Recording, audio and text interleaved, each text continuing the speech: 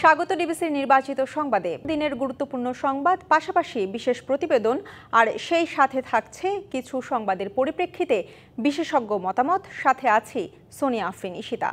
রাজধানীর শাহবাগ মোড়ে প্রাথমিকের সুপারিশপ্রাপ্ত শিক্ষকদের অবস্থান কর্মসূচিতে লাঠি পেটা করেছে পুলিশ। এছাড়া তাদের উপর জল কামানে পানি ছিটানো হয়। অনেকেই কাফনের কাপড় পরে বিক্ষোভে অংশ নেন। এ সময় ধস্তাধস্তি ও টানাহেঁচড়ার ঘটনাও ঘটে। এদিকে সচিবালয়ের সামনে বিক্ষোভরত চাকরিচ্যুত পুলিশ সদস্যদের লাঠিপেটা করেছে পুলিশ। এক পর্যায়ে দুই পক্ষের সংঘর্ষ হয়। এতে পুলিশ কর্মকর্তা সহ আহত হয় বেশ কয়েকজন।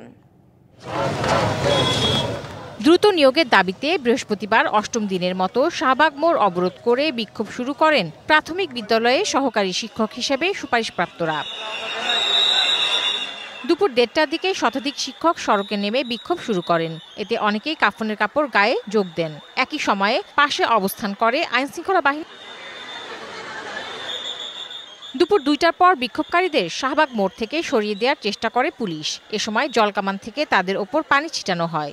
ঘটে ধস্তাধস্তির ঘটনাও। এক পর্যায়ে আন্দোলনকারীদের লাঠিপেটা করে আইনশৃঙ্খলা বাহিনী।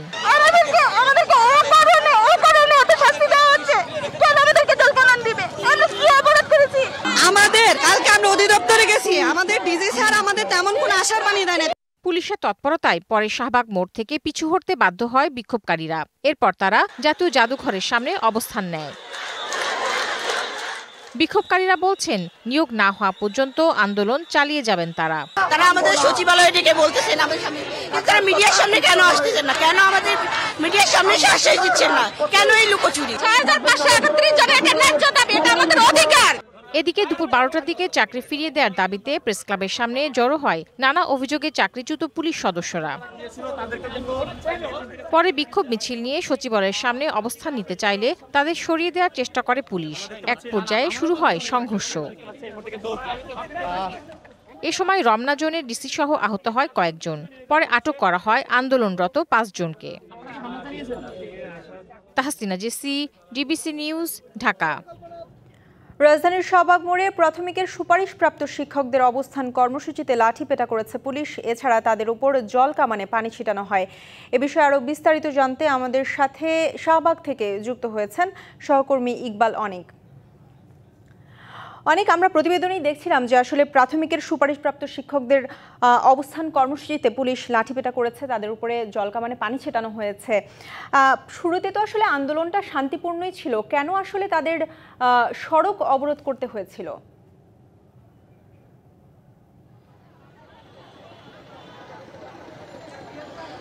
ঈশিতা, এই যে জাতীয়ঘরের সামনে কিন্তু প্রাথমিক শিক্ষকের সুপারিশপ্রাপ্ত যারা আছেন তারা কিন্তু আন্দোলন করছেন। তারা দুপুরের ছত্রভঙ্গ করে দেয় পুলিশ। তারপর থেকে কিন্তু তারা এই শাহবাগ মোড়ে অবস্থান করছেন এবং তারা কিন্তু একটি কথাই বারবার বলছেন, যতক্ষণ না পর্যন্ত তাদের দাবি আদায় না হবে ততক্ষণ পর্যন্ত তারা এই শাহবাগ মোড়ে অবস্থান করবেন।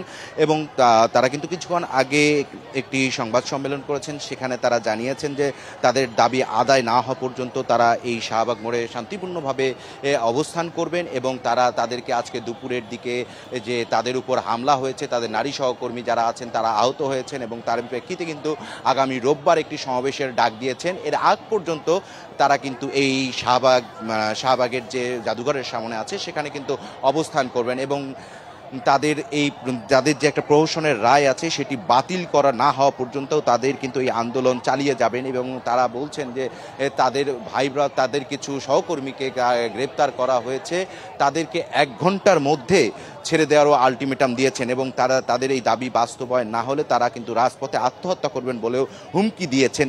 তাদের যে 6 দফার আলটিমেটাম দিয়েছেন সেখানে। তো এখানে যারা আন্দোলন করছেন তাদের সঙ্গে একটু কথা বলবো, তাদের কি দাবি দেওয়া আছে, তাদের কাছে হামলা হয়েছে।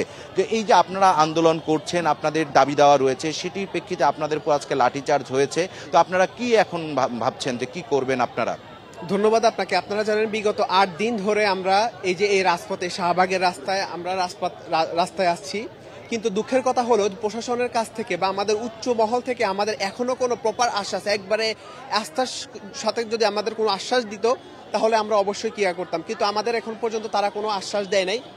উপরন্তু আজকে আমরা যখন আমাদের আপুরা মিছিল নিয়ে যায়, আমরা কিন্তু শিক্ষক, সহিংস না, আমরা কোনো সহিংস আন্দোলন করিনি।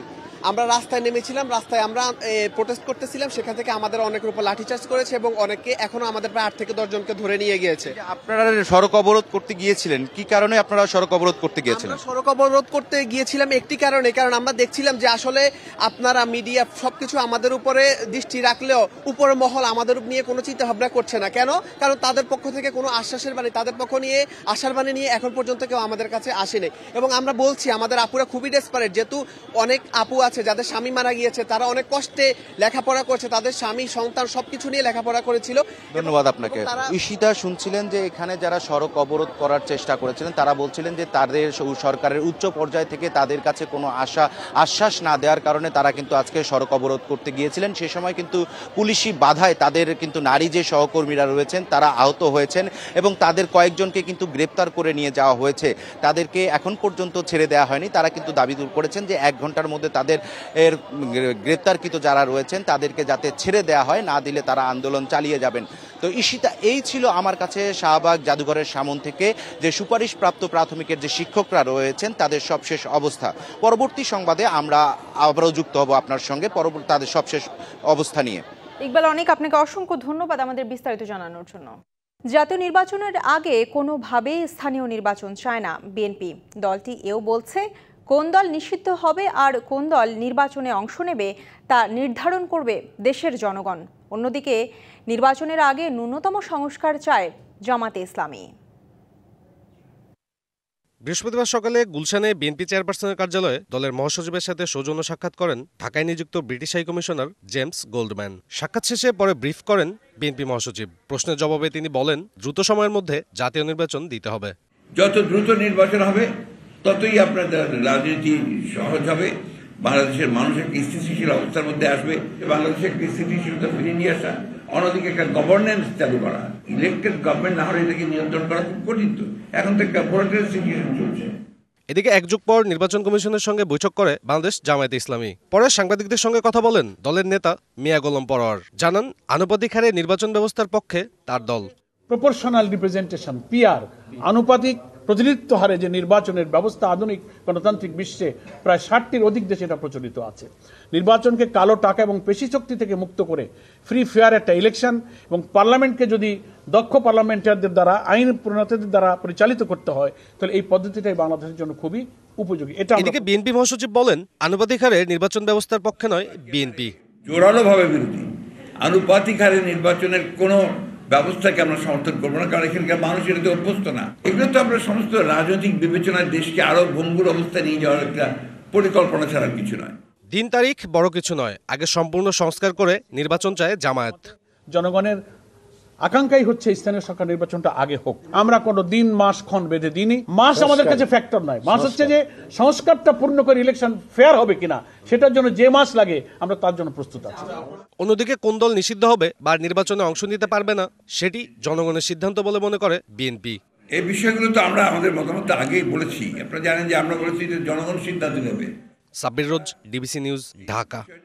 জুলাই হত্যাকাণ্ড নিয়ে জাতিসংঘের প্রতিবেদনের পর শেখ হাসিনাকে ফেরত দিতে ভারতের ওপর চাপ বাড়বে বলে মনে করছে সরকার। পররাষ্ট্র মন্ত্রণালয়ের মুখপাত্র রফিকুল আলম জানান, দিল্লিকে আগেই প্রয়োজনীয় নথি পাঠানোয় এখন এর ফয়সালা হবে রাজনৈতিক এবং কূটনৈতিকভাবে। শেখ হাসিনাকে ফেরাতে কূটনৈতিক পত্রসহ আনুষঙ্গিক প্রয়োজনীয় কাগজপত্র আগেই দিল্লিকে দেওয়া হয়েছে। জাতিসংঘের তদন্ত প্রতিবেদনের পর নতুন করে দেশটির প্রতি নৈতিক চাপ দেওয়া হবে কিনা সাপ্তাহিক ব্রিফিংয়ে এমন প্রশ্ন ছিল মুখপাত্র রফিকুল আলমের কাছে। এই প্রতিবেদনটা বাংলাদেশের জন্য জবাবে তিনি বলেন, জাতিসংঘের প্রতিবেদন এখন বিশ্বের সবাই জানে, তাই নতুন করে কিছু দেওয়ার নেই। সিদ্ধান্ত এখন রাজনৈতিক ও কূটনৈতিক।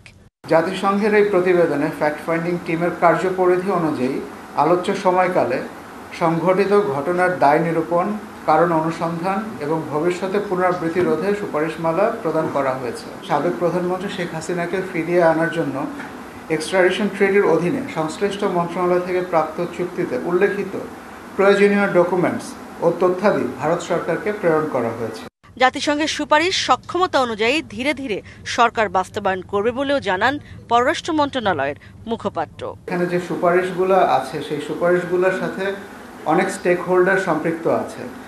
সব স্টেক হোল্ডারের সাথে আগে আলোচনা করতে হবে, আলোচনা করে তারপরে জনগণের দাবি, সরকারের সামর্থ্য, বাস্তবতা এই সব কিছু বিবেচনা করে তারপরে ওয়াইডার কনসালটেশনের মাধ্যমে সিদ্ধান্ত গ্রহণ করা হবে। ওমানে ভারতের পররাষ্ট্রমন্ত্রী জয়শঙ্করের সাথে পররাষ্ট্র উপদেষ্টার বৈঠক হতে পারে বলেও জানান তিনি। এখানে অনেক স্টেক হোল্ডার আছে। ইশরাত জাহান উর্মি, ডিবিসি নিউজ, ঢাকা। সব প্রক্রিয়া শেষ করার পরও দক্ষিণ কোরিয়া যেতে পারছেন না 11,000-এর বেশি বাংলাদেশি কর্মী। বোয়েসেল বলছে, নিয়োগকর্তার চাহিদা ও পছন্দের ওপর কর্মী নেয়ার বিষয়টি নির্ভর করে বলেই তাদের যেতে বিলম্ব হচ্ছে। সংকট কাটাতে দেশটির নিয়োগকর্তাদের সাথে যোগাযোগ চলছে বলেও জানায় সংগঠনটি। অবস্থা যাই হোক, জটিলতা এড়াতে কারিগরি শিক্ষা ও ভাষাগত দক্ষতায় জোর অভিবাসন খাত সংশ্লিষ্টদের। Bangladesh overseas employment and services limited, বুয়েসেল এবং দক্ষিণ কোরিয়া সরকারের human resource development service of কোরিয়ার মাধ্যমে কর্মী পাঠায় বাংলাদেশ। 1994 সাল থেকে যা শুরু। বাংলাদেশ সহ 16টি দেশ থেকে বিদেশি কর্মী নেয় দক্ষিণ কোরিয়া। অনেক সুযোগ থাকা সত্ত্বেও এমপ্লয়মেন্ট পারমিট সিস্টেম ইপিএস এর আওতায় বাংলাদেশের জন্য যে কোটা বরাদ্দ থাকে তা পূরণ করতে পারেনি বাংলাদেশ। কিন্তু কেন, তার এই ব্যাখ্যা দিলেন এই পরিচালক। ভাষাগত সমস্যা যাতে তারা না পড়ে সেই জন্য অন প্র্যাকটিসের মধ্যে তাদেরকে রাখা, যেখানে তাদেরকে কাজ দিবে সেখান থেকে তারা যেন কাজ পরিবর্তন না করে সে বিষয়ে তাদেরকে আমরা গ্রুমিং করছি। অচিরেই আমাদের উপদেষ্টা মহোদয়ের নেতৃত্বে একটা টিম সেখানে যাবে এবং যে সমস্ত বিষয়গুলো নিয়ে কোনো অ্যানোমালি যদি থাকে সে বিষয়টা উত্থাপিত হবে, আলোচনার মাধ্যমে আমরা সমাধান করতে চাই। দেশটিতে জনশক্তি রপ্তানি করার ক্ষেত্রে ভাষাগত দক্ষতার পাশাপাশি কারিগরি শিক্ষার উপরও গুরুত্ব দিয়েছেন কেউ কেউ। ভাষা বা কাজের দক্ষতার ক্ষেত্রে তাহলে সেটাও এখানে মূল্যায়ন করা, কোরিয়ান কোন এক্সপার্টের মাধ্যমে যে আমরা এখানে যে ভাষা শিক্ষাটা দিচ্ছি সেটা সেখানের জন্য কতটা মানসম্পন্ন হচ্ছে। এই যে বাংলাদেশিরা সেখানে কাজ করতে গিয়ে আরও বেশি বেতনের জন্য কোম্পানি বদল করছেন, এটির প্রবণতার জায়গাটিকে আসলে কিছুটা নিয়ন্ত্রণে আনা দরকার হতে পারে। দক্ষিণ কোরিয়া এখনো পর্যন্ত প্রায় 36,000 কর্মী পাঠিয়েছে বাংলাদেশ। Mahmudul Hasan Nazim, DBC news, Dhaka. সব প্রক্রিয়া শেষ করার পরও দক্ষিণ কোরিয়া যেতে পারছেন না 11,000-এর বেশি বাংলাদেশি কর্মী। নিয়োগকর্তার চাহিদা ও পছন্দের উপর কর্মী নেওয়ার বিষয়টি নির্ভর করে বলেই তাদের যেতে দেরি হচ্ছে বলে মনে করে বোয়েসেল। এ নিয়ে আরও বিস্তারিত জানতে চাই, আমাদের সাথে যুক্ত হচ্ছেন আমাদের স্টাফ রিপোর্টার মাহমুদুল হাসান নাজিম। নাজিম, আপনার কাছে জানতে চাই যে 11,000-এর বেশি বাংলাদেশি কর্মীকে দক্ষিণ কোরিয়ায় পাঠাতে দেরি হচ্ছে, জটিলতা আসলে কোথায়? এই সেটা আপনাকে ধন্যবাদ। আসলে যে 11,000 যে বাংলাদেশি কর্মী পাঠাতে দেরি হচ্ছে সেটি মূলত হচ্ছে কোরিয়ার যে কোম্পানিগুলো রয়েছে সেই কোম্পানিদের চাহিদার উপর এটি কিন্তু নির্ভরশীল করেছে। বিশেষ করে বিগত দিনে যারা দক্ষিণ কোরিয়া গিয়েছিল তাদের আচরণগত কারণ, সেটি হচ্ছে কোম্পানির বদল করার কারণে, পরিবর্তন করার কারণে কিন্তু যে দক্ষিণ কোরিয়ার যে সরকার রয়েছে তারা অনেক টাকা খরচ করে তাদেরকে নিয়ে যাওয়া হচ্ছে, যার কারণে তারা কোম্পানি বদল করার কারণে কিন্তু বাংলাদেশের দিকে যে কর্মী নেওয়ার বিষয়টা দিনে দিনে কিন্তু এটা কমে আসছে। পাশাপাশি তারা দক্ষিণ কোরিয়ার যে সরকার আছে তারা কিন্তু অন্য দেশ থেকে, বাংলাদেশ সহ 16টি দেশ থেকে তারা কিন্তু জনশক্তি রপ্তানি করে থাকে, এর মধ্যে হচ্ছে বাংলাদেশ। তো বাংলাদেশের কোটা যে 2020 সাল থেকে শুরু করে 2024 সাল পর্যন্ত কিন্তু কোটা বাড়িয়েছে প্রায় 10,000 উপরে। তো সর্বশেষ গত বছর কিন্তু 11,700 মতো কোটা বাড়িয়েছে, পাশাপাশি 3,000-এরও বেশি কর্মী তারা পাঠাতে পেরেছেন। আর কোটা খালি থাকার কথা আসলে আমাদের ভাষাগত কারণে কিন্তু একটা জটিলতা রয়েছে, সেই জটিলতাটা নিরসন না করা পর্যন্ত কিন্তু জানতে চাই যে আমরা আসলে আপনার প্রতিবেদনে দেখছিলাম যে দক্ষিণ কোরিয়ায় কর্মী পাঠানোর একটা ভালো সুযোগ থাকার পরেও এমপ্লয়মেন্ট পারমিট সিস্টেম ইপিএস এর আওতায় বাংলাদেশের জন্য যে কোটা বরাদ্দ থাকে তা পূরণ করতে পারেনি বাংলাদেশ। এটা কেন হলো? নাজিম, আপনি কি আমার কথা নিশ্চয়ই শুনতে পাচ্ছেন? বাংলাদেশের জন্য যে একটা কোটা বরাদ্দ ছিল সেই কোটা কেন বাংলাদেশ পূরণ করতে পারেনি? আসলে কোটা বরাদ্দের বিষয়টি হচ্ছে বাংলাদেশ থেকে ভাষাগত যখন দক্ষতা, যার মানে দক্ষিণ কোরিয়ার সরকার যখন তাদের কর্মী বাছাইয়ের ক্ষেত্রে সেই ক্ষেত্রে তাদের মানে যারা প্রশিক্ষণ নিচ্ছে সেই প্রশিক্ষণ নেওয়ার পরে কিন্তু তাদের কাছ থেকে যে কর্মীর চাহিদা চাওয়া হয়, তো যখন যোগ্য কোনো কর্মী পাওয়া যাচ্ছে না তখনই কিন্তু এই কোটাগুলো খালি থাকছে। তো খালি থাকার কারণে কিন্তু অন্য দেশ থেকে নেওয়ার কারণে কিন্তু বাংলাদেশের কর্মীদের নেওয়াটার অনেকটা চাপ থাকতেছে। সেই ক্ষেত্রে কিন্তু বাংলাদেশ সহ 16টি দেশ থেকে কিন্তু দক্ষিণ কোরিয়া সরকার কর্মী নিয়ে থাকে। গেল। নাজিম, সেক্ষেত্রে কি এই জটিলতা নিরসনে সংশ্লিষ্ট কর্তৃপক্ষের পক্ষ থেকে কোনো উদ্যোগ নেওয়া হচ্ছে কিনা? আসলে জটিলতা নিরসনের জন্য বাংলাদেশ সরকার এবং দক্ষিণ কোরিয়ার সরকার কিন্তু তাদের গভর্নমেন্ট টু গভর্নমেন্টের মাধ্যমে কিন্তু তারা আলাপ আলোচনা চালিয়ে যাচ্ছে। আরেকটি সুসংবাদ হচ্ছে যে আসলে এইসব কর্মীদের যে একটি দীর্ঘদিনের তার যে জটলা বা যে ধরনের দীর্ঘতি হচ্ছে সেটি নিরসন করার জন্য কিন্তু প্রবাসী কল্যাণ উপদেষ্টা নেতৃত্বে মন্ত্রণালয় থেকে কিন্তু আগামী মাসের মার্চের মধ্যে কিন্তু একটি প্রতিনিধি দল দক্ষিণ কোরিয়া তারা সফর করবেন। সফরে গেলে হয়তো বিষয়টি তো ফয়সালা হয়ে যাবে যে আসলে তাদেরকে কত দ্রুত পাঠানো যাচ্ছে এবং বাংলাদেশের যে কর্মীরা রয়েছে তাদের দীর্ঘদিন। অসংখ্য ধন্যবাদ আমাদের সাথে যুক্ত হয়ে আমাদের বিস্তারিত জানানোর জন্য। জমে উঠেছে অমর ২১শে বইমেলা। বইমেলার খবর জানাতে আমাদের সাথে যুক্ত হচ্ছেন সহকর্মী সৌরভ বাপ্পা। বাপ্পা, আজ তো বইমেলার ১৩তম দিন এবং আসলে সপ্তাহের শেষ কার্যদিবস। কেমন দেখছেন ভিড় এবং সেই সাথে লেখক এবং প্রকাশকরা আসলে কি বলছেন?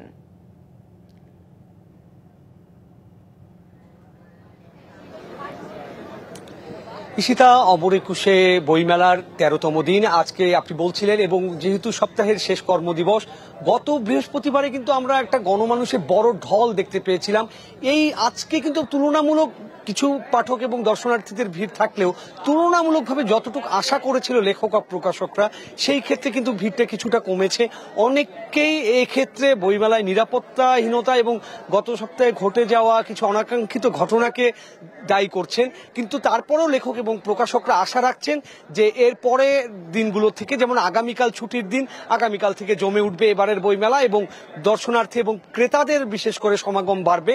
আমাদের সাথে এবং লেখকদের প্রসঙ্গে যদি বলতে চাই, আমাদের সঙ্গে এই মুহূর্তে আছেন কথা সাহিত্যিক দীপু মাহমুদ। আমরা কথা বলতে চাচ্ছি তার সাথে। দীপু, এই মুহূর্তে আপনার তো এই মেলায় বেশ কিছু বই এসেছে আমরা যতদূর জানি, কি কি বই এলো এবার আপনার? আমার দুটো উপন্যাস এসছে বড়দের, দুটো সায়েন্স ফিকশন, দুটো কিশোর উপন্যাস এবং একটি শিশুতোষ বই। মোট 7টি বই এসেছে। কি কি বইগুলোর নামগুলো যদি? যেমন একটা বই আমার হাতে আছে, এটা নিঃসঙ্গ নটি, আমাদের অভিনেত্রী বিনোদিনী দাসীকে নিয়ে লেখা। আরেকটি উপন্যাস আছে নরকের কালো মেঘ, সায়েন্স ফিকশন উষ্ণতা এবং রে, এবং কিশোর উপন্যাস তাবুত তাণ্ডব। আরেকটি কিশোর উপন্যাস হচ্ছে রহস্যের ঘনঘটা, এবং শিশুতোষ বই পাখির বুদ্ধি। এটা বিভিন্ন প্রকাশনী থেকে এসছে, যেমন সময় প্রকাশনী থেকে এসছে এই দুটো বই, উষ্ণতা এবং নিঃসঙ্গ নটি। আপনি তো নানান বয়সী শ্রেণীর লেখক পাঠকদের জন্য লেখেন, এবং শিশুতোষ বই থেকে শুরু করে যেমন খুব সিরিয়াস ঘরানার বই যেমন নটি বিনোদিনীকে নিয়ে একটি কাজ করেছেন আপনি। এই বিভিন্ন কোন বইটার বেশি সাড়া পাচ্ছেন পাঠকদের কাছে আসলে?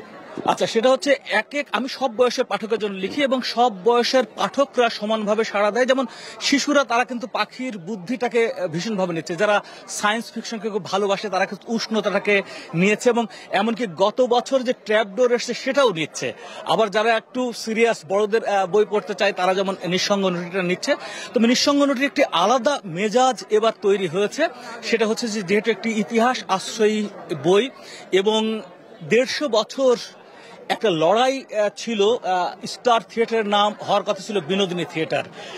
এই যে স্টার থিয়েটারের নাম বিনোদিনী থিয়েটার হওয়ার কথা ছিল কিন্তু সেটা হয়নি, সেই দাবিতে উত্থাপিত হয়েছে এবং এই উপন্যাসেও সেই কথাটি বলা হয়েছে, যেন পাঠকের একটা প্রবল আগ্রহ দেখা গেছে নিঃসঙ্গ নটি যে কি বলা হয়েছে এখানে। অবশ্যই ধন্যবাদ আপনাকে। এবং মেলার সার্বিক পরিস্থিতি কি দেখছেন আসলে এইবারের মেলায়? বিশেষ করে এবার তো অনেকগুলো স্টল বেড়েছে, পরিসর বেড়েছে, তারপরেও সার্বিক পরিস্থিতিটা আপনার কাছে কেমন লাগছে একজন লেখক হিসেবে? লেখক হিসেবে আমি যা দেখছি, আপনিও কিন্তু পাঠক বা দর্শক হিসেবে আপনি তাই দেখছেন। মেলাটা দেখবেন বেশ পরিপাটি, মানে হুল্লোড় ওইরকম ব্যাপারটা নেই। যারা আসছেন তারা বই দেখছেন, পছন্দের বইটি কিনছেন এবং যাচ্ছেন, মানে হইচই হুল্লোড় দৌড়াদৌড়ি এই বিষয়গুলো নেই। হ্যাঁ, কিছু অনাকাঙ্ক্ষিত ঘটনার কথা আমরা শুনছি, সেটা কিন্তু প্রতি বছরই কখনো কখনো কোনো না কোনো বিষয় একটা ওরকম হয়ে থাকে, কিন্তু একটা পরিপাটি ব্যাপার কিন্তু মেলাতে আছে। আপনি এটা দেখবেন। অনেক ধন্যবাদ আপনাকে, অসংখ্য ধন্যবাদ আমাদের সাথে সময় দেওয়ার জন্য। আবার কথা হবে আপনার সাথে। ডিবিসিকে ধন্যবাদ, এবং খুব ভালো লাগছে ডিবিসি বই মেলায় খবরটা পৌঁছে দিচ্ছে। ধন্যবাদ আপনাকে, ধন্যবাদ। ইশিরা, দেখছিলেন আমরা কথা বলছিলাম লেখক এবং দীপু মাহমুদের সাথে, এবং মেলার সার্বিক পরিস্থিতি নিয়ে আমরা যেমন কথা বলছিলাম, লেখক দীপু মাহমুদও বলছিলেন, আমরাও বলছি, এবং আজকে কিন্তু ধীরে ধীরে বিকেল থেকে কিছুটা আমরা ভিড় দেখেছি এবং আশা করছি প্রকাশকরা যেমন বিশেষ করে বলছেন তারা কালকের দিনটির জন্য কিন্তু তাকিয়ে আছেন এবং মুখিয়ে আছেন, সপ্তাহের যে ছুটির দিনটি। তারপরও কালকে কিন্তু যেহেতু শবে বরাতের একটি ছুটির ব্যাপার আছে, কালকে সম্ভবত সন্ধ্যা 7:30টার মধ্যেই বইমেলার কর্মকাণ্ড সমাপ্ত হবে কালকের জন্য, এবং তারপরেও মানুষ অপেক্ষায় আছে। এবং আজ পর্যন্ত কিন্তু এখন পর্যন্ত 85টি নতুন বই প্রকাশিত হয়েছে এবং এই 13 দিনে, মোট মেলার 13 দিন, এবং 13 দিনে কিন্তু 1002টি বই সব মিলে প্রকাশিত হলো। এবং এই মুহূর্তে ঈশিতা বইমেলা প্রাঙ্গণ থেকে এই ছিল সর্বশেষ সংবাদ। বাপ্পা, আপনাকে অসংখ্য ধন্যবাদ আমাদের বিস্তারিত জানানোর জন্য। ডক্টর মোহাম্মদ ইউনূসের হাত ধরে বাংলাদেশের নেতৃত্বে একটি গুরুত্বপূর্ণ সময়ের মধ্য দিয়ে পরিচালিত হচ্ছে বলে জানিয়েছেন আরব আমিরাতের স্বাস্থ্যমন্ত্রী আব্দুল রহমান বিন মোহাম্মদ আল ওয়াইস। স্থানীয় সময় বৃহস্পতিবার দুবাইয়ে ওয়ার্ল্ড গভর্নমেন্ট সামিটের সাইড লাইনে প্রধান উপদেষ্টার সাথে সাক্ষাতে এ কথা বলেন তিনি। ডক্টর ইউনূস সম্মেলনে যোগ দেওয়ায় তাকে ধন্যবাদ জানিয়ে আমিরাতের স্বাস্থ্যমন্ত্রী বলেন তার উপস্থিতি এই সমাবেশের মর্যাদা আরও বৃদ্ধি করেছে। তিনি আশা প্রকাশ করেন অন্তর্বর্তীকালীন সরকারের সময়ে বাংলাদেশ ইউএই সম্পর্ক আরও গভীর হবে, বাণিজ্য, ব্যবসা ও স্বাস্থ্য খাতে সহযোগিতা আরও সম্প্রসারিত হবে বলেও জানান এই মন্ত্রী। এ সময় সংযুক্ত আরব আমিরাতের স্বাস্থ্য খাতের অগ্রগতি নিয়ে প্রশংসা করেন প্রধান উপদেষ্টা। ওয়ার্ল্ড গভর্নমেন্ট সামিটের প্লেনারি সেশনেও যোগ দিয়েছেন প্রধান উপদেষ্টা। ট্রাম্পের কলমের খোঁচায় ইউএসএআইডির সহায়তা স্থগিতের পর প্রভাব পড়েছে HIV, পোলিও, ম্যালেরিয়া টিকার উন্নয়ন, গবেষণা, নবজাতকের পুষ্টি ক্লিনিক সহ নানা প্রকল্পে। এতে ক্ষতির মুখে পড়েছে অন্তত 50টি দেশ। এ ঘটনায় উদ্বেগ জানিয়ে অন্য কোনো সমাধান না আসা পর্যন্ত সহায়তা চালুর আহ্বান জানিয়েছে বিশ্ব স্বাস্থ্য সংস্থা। দ্বিতীয় মেয়াদে ক্ষমতা গ্রহণের পরপরই উন্নয়ন সংস্থা ইউএসএআইডি সহ দেশটির প্রায় সব বিদেশি সহায়তা কার্যক্রম সাময়িকভাবে স্থগিতের নির্দেশ দেন মার্কিন প্রেসিডেন্ট ডোনাল্ড ট্রাম্প। আর তাতেই বেঁধেছে বিপত্তি। বিশ্বজুড়ে স্বাস্থ্যসহ আমেরিকার সহায়তার উপর নির্ভরশীল নানা খাতে নেমে এসেছে বিপর্যয়। এই সিদ্ধান্তের পেছনে ট্রাম্পের যুক্তি, ইউএসএআইডি অযোগ্য এবং দুর্নীতিগ্রস্ত। সম্প্রতি সংস্থাটির বহু কর্মীকে ছাঁটাই করা হয়েছে। ইউএসএআইডির সহায়তা স্থগিতের ঘোষণার পর প্রভাব পড়েছে ম্যালেরিয়া টিকার উন্নয়ন গবেষণা কর্মসূচিতে। বিশ্বের বিভিন্ন প্রান্তে বন্ধ হয়ে যাচ্ছে নবজাতকদের পুষ্টি ক্লিনিক সহ নানা ধরনের সহায়তা কার্যক্রম। এ নিয়ে উদ্বেগ জানিয়েছে বিশ্ব স্বাস্থ্য সংস্থা। জেনেভায় ভার্চুয়াল প্রেস কনফারেন্সে অন্য কোনো সমাধান না পাওয়া পর্যন্ত ট্রাম্প প্রশাসনকে সহায়তা তহবিল চালুর বিষয়টি বিবেচনার আহ্বান জানিয়েছেন সংস্থাটির মহাপরিচালক তেদ্রোস আধানম গেব্রিয়েসাস। বলেন 50টি দেশে HIV চিকিৎসা ও অন্যান্য সেবা ব্যাহত হয়েছে। মার্কিন সরকার এমন কিছু পদক্ষেপ নিয়েছে যা আমাদের উদ্বেগ বাড়িয়ে দিয়েছে, বিশ্ব স্বাস্থ্যের উপর মারাত্মক প্রভাব ফেলেছে। অন্তত 50টি দেশে HIV, পোলিও, এমপক্স এবং বার্ড ফ্লু মোকাবিলায় চলমান নানা কর্মসূচি প্রভাবিত হয়েছে। ক্লিনিকগুলো বন্ধ করে দেওয়া হয়েছে এবং স্বাস্থ্যকর্মীদের ছুটিতে পাঠিয়ে দেওয়া হয়েছে। 50 বছরেরও বেশি সময় ধরে বাংলাদেশ সহ বিশ্বের বিভিন্ন দেশে জনস্বাস্থ্য, শিক্ষা, জ্বালানি, পরিবেশ, খাদ্য নিরাপত্তা, প্রাকৃতিক দুর্যোগ মোকাবিলা সহ বিভিন্ন ক্ষেত্রে সহায়তা দিয়েছে যুক্তরাষ্ট্র। Mousumi Shanta, DBC news desk. Champions ট্রফিতে অংশ নিতে আজ দিবাগত রাতে দুবাইয়ের উদ্দেশ্যে ঢাকা ছাড়বে টাইগাররা। কোচ ফিল সিমন্স বলেছিলেন, টুর্নামেন্ট সামনে রেখে সেরা প্রস্তুতি হয়নি ক্রিকেটারদের। সেই আক্ষেপ পুষিয়ে নিতে একটি মাত্র ওয়ার্ম আপ ম্যাচ খেলবে শান্তরা। তবে কোনো মূল দল নয়। 17 ফেব্রুয়ারি তাদের প্রতিপক্ষ পাকিস্তান এ দল, যেখানে শান্তদের লড়তে হবে মোহাম্মদ হারিস, আমির জামাল, উসামা মিরদের বিপক্ষে। শেষ হচ্ছে অপেক্ষার পালা। 19 ফেব্রুয়ারি দুবাইয়ে পর্দা উঠবে চ্যাম্পিয়ন্স ট্রফির। আর পরের দিনই নিজেদের প্রথম ম্যাচে ভারতের মুখোমুখি হবে বাংলাদেশ। অন্য দলগুলো যখন দ্বিপাক্ষিক এবং ত্রিদেশীয় সিরিজ খেলে প্রস্তুতি নিচ্ছে, সেখানে চ্যাম্পিয়ন্স ট্রফির জন্য বাংলাদেশের প্রস্তুতি কেবল বিপিএল কেন্দ্রিক। টি20 ফ্র্যাঞ্চাইজি লিগ খেলে চ্যাম্পিয়ন্স ট্রফির এই প্রস্তুতিকে সেরা বলতে সাহস পাননি কোচ ফিল সিমন্সও। বিপিএলেও যে টাইগার স্কোয়াডের সবাই নিজেকে মেলে ধরতে পেরেছেন তেমনটাও নয়। ফরচুন বরিশালের শেষ দিকের ম্যাচগুলোর একাদশে না থেকেও নাজমুল শান্ত প্রস্তুতি নিয়ে সন্তুষ্টি জানিয়েছিলেন সংবাদ সম্মেলনে। স্বপ্ন দেখিয়েছেন শিরোপা লড়াইয়ের। কিন্তু টাইগাররা কতটা প্রস্তুত তার সবচেয়ে বড় মাপকাঠি হতে পারে টুর্নামেন্ট শুরুর আগে একমাত্র ওয়ার্ম আপ ম্যাচ। চ্যাম্পিয়ন্স ট্রফির আগে ওয়ার্ম আপ ম্যাচের তালিকা ঘোষণা করেছে আইসিসি। এবার অনেক বেশি প্রস্তুতি ম্যাচ খেলছে না, কিন্তু গত বছরের ডিসেম্বরে সবশেষ ওয়ানডে খেলা বাংলাদেশের ওয়ার্ম আপ ম্যাচ ছাড়া গতি নেই, যেখানে তাদের প্রতিপক্ষ পাকিস্তান এ দল। শুধু বাংলাদেশ নয়, পাকিস্তান শাহিনসের বিপক্ষে প্রস্তুতি ম্যাচ খেলবে আফগানিস্তান এবং সাউথ আফ্রিকাও। এছাড়া 16 ফেব্রুয়ারি নিজেদের মধ্যে খেলবে নিউজিল্যান্ড ও আফগানিস্তান। তবে এই দল বলেই যে পাকিস্তান শাহিনসকে ছোট করে দেখতে হবে তেমনটা নয়। 3টি ম্যাচের জন্য শাহিনসের 3টি ভিন্ন স্কোয়াড ঘোষণা করেছে পিসিবি, যেখানে বাংলাদেশের বিপক্ষে ম্যাচে দলটির কোচ হয়েছেন সাবেক পাকিস্তান পেসার ওমর গুল, আর অধিনায়ক থাকবেন উইকেট কিপার ব্যাটার মোহাম্মদ হারিস। এই দলে আছেন ওসামা মির ও মোহাম্মদ ওয়াসিম জুনিয়র, দুইজনই সবশেষ 2023 বিশ্বকাপে পাকিস্তান দলের সদস্য ছিলেন। চ্যাম্পিয়ন্স ট্রফির স্কোয়াডে না থাকলেও এই দুজন কঠিন চ্যালেঞ্জ দিতে পারেন বাংলাদেশের ব্যাটিং অর্ডারকে। এখন দেখার বিপিএল ফ্লেভার ভুলে কোচের কথা মতো 50 ওভারের ফরম্যাটে কতটা দ্রুত মানিয়ে নিতে পারে Shanto and co. Konok Mahmud, DBC news desk. ইনজুরির কারণে এবার বেশ কিছু বড় নামকে দেখা যাবে না চ্যাম্পিয়ন্স ট্রফিতে। শেষ পর্যন্ত অপেক্ষা করেও জসপ্রীত বুমরাকে ছাড়াই দুবাই যেতে হচ্ছে ভারত দলকে। এই পেসারের ইনজুরিতে কপাল খুলেছে আরেক পেসার হর্ষিত রানার। সেই সাথে ইনজুরি, অবসর আর নাম প্রত্যাহারের মিছিলে অস্ট্রেলিয়ার দলেও এসেছে বড় কিছু পরিবর্তন। কথায় আছে কারো পৌষ মাস, কারো সর্বনাশ। প্রবাদটা একেবারেই মিলে যাচ্ছে জসপ্রীত বুমরাহ ও হর্ষিত রানার সাথে। ইনজুরিতে বুমরাহ চ্যাম্পিয়ন্স ট্রফিতে খেলার আশা ধূলিসাৎ হলেও কপাল খুলেছে হর্ষিত রানার। ডানহাতি এই পেসারকে নিয়েই দুবাই যাচ্ছে টিম ইন্ডিয়া। অস্ট্রেলিয়ার বিপক্ষে টেস্ট সিরিজটাই কাল হয়ে দাঁড়িয়েছে জসপ্রীত বুমরার। সিডনি টেস্টের পিঠের সেই চোটেই কপাল পুড়ল এই পেসারের। যদিও বিসিসিআই এই পেসারকে রাখার জন্য অপেক্ষা করেছে চূড়ান্ত স্কোয়াড ঘোষণার শেষ দিন পর্যন্ত, তবে স্ক্যান রিপোর্টে জানা যায় বুমরার সেরে উঠতে সময় লাগবে আরও 5 সপ্তাহ। তাই বাধ্য হয়েই তাকে বাদ দিতে হয়েছে বিসিসিআইকে। তবে ভারতের ইনফর্ম ওপেনার জয়সওয়ালের কপালটা আরও খারাপই বলা চলে, কেননা প্রাথমিক দলে থেকেও কোনো কারণ ছাড়াই বাদ পড়তে হয়েছে চূড়ান্ত স্কোয়াড থেকে। স্পিনে বাড়তি গুরুত্ব দিয়ে তার জায়গায় ভারত দলে নিয়েছে বরুণ চক্রবর্তীকে। তবে চ্যাম্পিয়ন্স ট্রফির স্কোয়াড নিয়ে সবচেয়ে বড় ধাক্কাটা খেয়েছে অস্ট্রেলিয়া। প্রাথমিকভাবে ঘোষিত দলের 5 জনকেই পাচ্ছে না দুবারের চ্যাম্পিয়নরা। ইনজুরির কারণে কামিন্স, হ্যাজিলউড, মিচেল মার্শ ছিটকে যাওয়ার পর আকস্মিক অবসরের ঘোষণা দিয়েছেন স্টয়নিস। আর সবশেষ চূড়ান্ত দল ঘোষণার শেষ দিন নাম প্রত্যাহার করেছেন বাহাতি পেসার মিচেল স্টার্কো। এছাড়াও সাউথ আফ্রিকার এনরিক নরকিয়া, জেরাল্ড কোয়েৎজি মিস করবেন এবারের চ্যাম্পিয়ন্স ট্রফি। ইংল্যান্ডের জ্যাক বেথেল আর পাকিস্তানের সাইম আইয়ুবেরও কপাল পুড়েছে ইনজুরিতে। তালিকা থেকে বাদ যায়নি আফগানিস্তানও। মোহাম্মদ গাজানফারকে ছাড়াই চ্যাম্পিয়ন্স ট্রফিতে খেলতে যাচ্ছে রশিদ খানরা। শুধু এই টুর্নামেন্টই নয়, ইনজুরিতে এই মিস্ট্রি স্পিনারকে মিস করতে হবে আইপিএল মিশনও। Shahriar Hossain, DBC news desk.